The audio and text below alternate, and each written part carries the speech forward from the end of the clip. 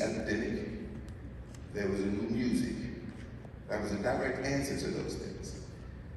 We all now know it as rap music, as hip hop.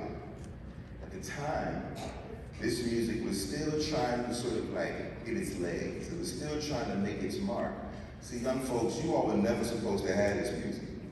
According to our parents, right, your grandparents, they said this music was only gonna last 5, 6 years, that it was a trend, a fad, that it wasn't even music. Do you know that you could not put a Grammy if you were a rapper when I was growing up? You know that you couldn't see a rap video unless you had cable television, unless you was lucky to have one of those public access joints, which most of our cities didn't have, right? Do you know you couldn't even see what a rapper had on unless you went to the grocery store and looked at a magazine? This is back in the day before there were internet, no cell phones, right? None of that existed, no YouTube, no social media, right? To be a part of this culture, you had to really put forth some effort, but all of us put forth that effort because for kids coming from our community, that music felt like our truth.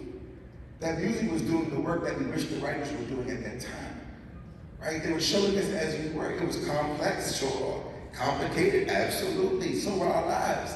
At the time, people were saying the music was too violent. And we would say, like, yo, if you think rap music is violent, come to some of our communities. Some, let's be clear, not all. But come to some of our communities. And so, oh, the music is too vulgar. We say, if you think that, I used to laugh and say, if you think this music is vulgar, you should just come talk to my mom for like 45 minutes. You know what I'm saying? Like, if you catch her on an off day, you know what I mean, she will give you blues. Grade A vulgarity, right? For kids like me, that music was life, it was everything. It made me feel like a giant, right? It made me feel like no longer people could ignore the fact that we were here, that we had something to say.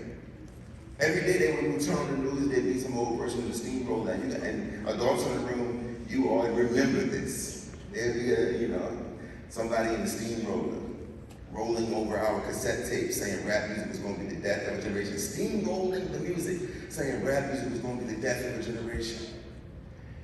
Meanwhile, it was literally saving a whole bunch of our lives. So how did I get the music? Well, the only person who had the music was my older brother. And any of you who have older brothers or older sisters, you know that these are the pettiest people on the planet, right? Nobody is more petty than the older sibling, right? My older brother was no different. And so I knew that he wouldn't let me use his music, right? He had his music and he would be blasting it in his little room, and I got my ear to the wall, and he like, get away from me, don't touch my teeth, you touch my teeth, he pops you up. The whole thing that big brothers do, right? And so I save my money and I go down to the music store. I'm 10 years old, walking down the block. I get to the music store, I say, mister, I got $5. I know rap tapes cost $8, but you gotta have something on sale. And he says, kid, first of all, you're too young, and second of all, I'm gonna give you this one tape because it ain't got that much cussing in it, and it's called Black Rain. It's by this lady. Her name is Queen Latifah.